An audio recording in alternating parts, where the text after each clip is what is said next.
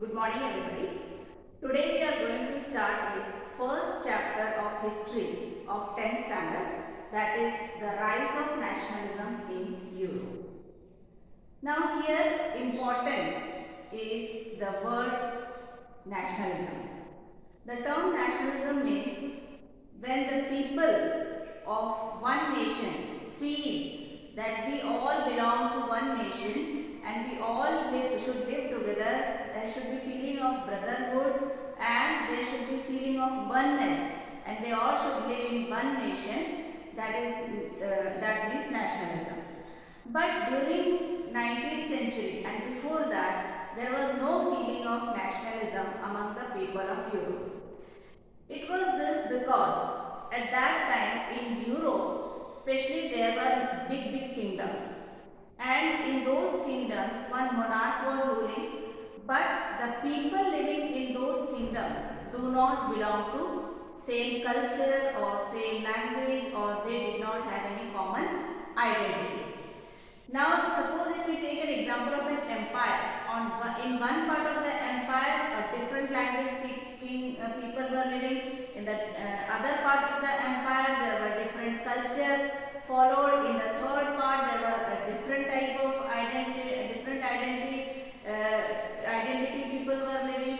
So in a continent itself or in a particular empire itself, the people of different languages, identity and culture were living. So there was no feeling of oneness among them. There was nothing common among them. So that is why the feeling of nationalism was not there among the people of Europe. But during those times, there were many people who felt that there should be feeling of nationalism among the people.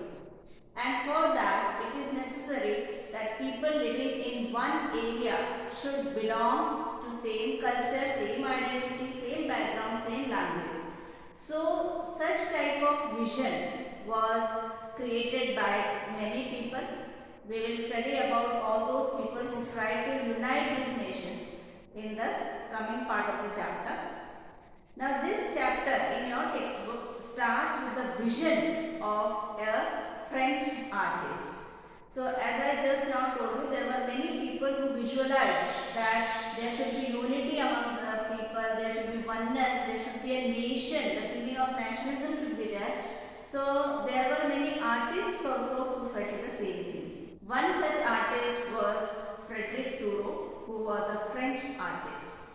So he had a vision that there will be a time when there will be different nations and every nations will have their common identity, common culture, common language, and all the nations will live happily with a sense of brotherhood, feeling of liberty, equality.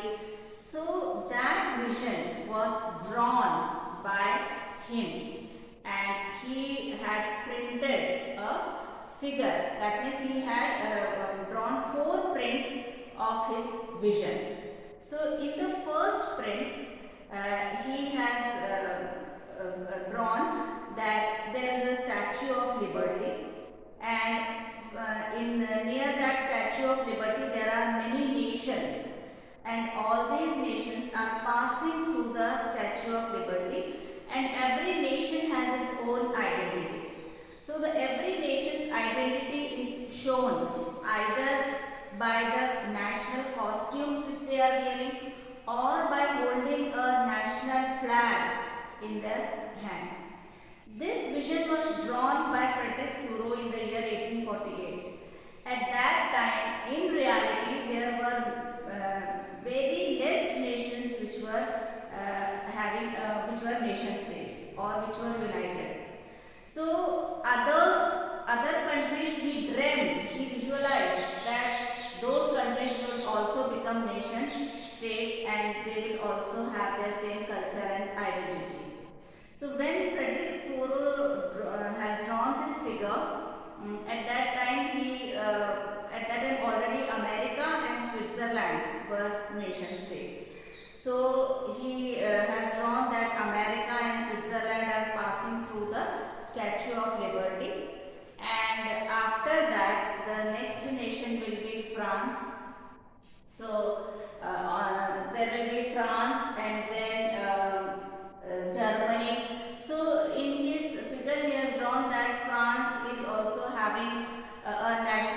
costume, and they are also holding a tricolor flag.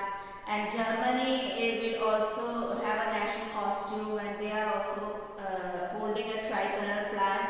And the color of that flag, he only imagined that it would be black, red, and gold flag. Then he wished that after Germany, Austria, then Kingdom of Two Sicilies. So similarly, one by one, he dreamt that many nations will be passing through the Statue of Liberty, holding a flag in their hand, which will be their national flag, and all of them wearing national costume.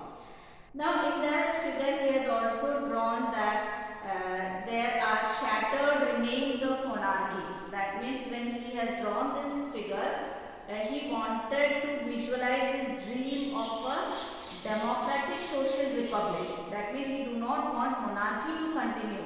He wanted a democratic republic. So in his vision, democracy, monarchy is not at all there. So all the symbols of monarchy like the crown and the scepter, all these things are lying on the ground shattered. That means now there is no monarchy and only social democratic republic is there. That form of government is there. And his idea of all these things was so ideal that it was really very difficult to exist. So such ideas which are too good that it cannot exist, such ideas are called as utopian ideas or utopian vision. So Frederick Thoreau's idea was also an utopian vision where he dreamt of a very systematic nation state everywhere, and which was a remote idea. Then he also has drawn in his figure that from the heaven the Christ and the saints are gazing all these things and they are becoming very happy. So saints and God is also very happy. And from this we can he also felt or he also visualized that all these is the symbol of fraternity. Fraternity means brotherhood, the feeling of oneness. So from again we will come back to the word nation state. So it was the dream of Frederick Thoreau that all nations will become nation state. So every nation state will have its own culture, identity, national flag, national costume, and every nation will be happy with their democratic system. So this vision or this nation state can be defined as nation state is a state where majority of its citizens and not only its ruler come to develop a sense of common identity, shared history and descent. That means all the people living in a nation state will have something common in them. That means a common history, a common descent or a common identity. So this will be called as the nation state.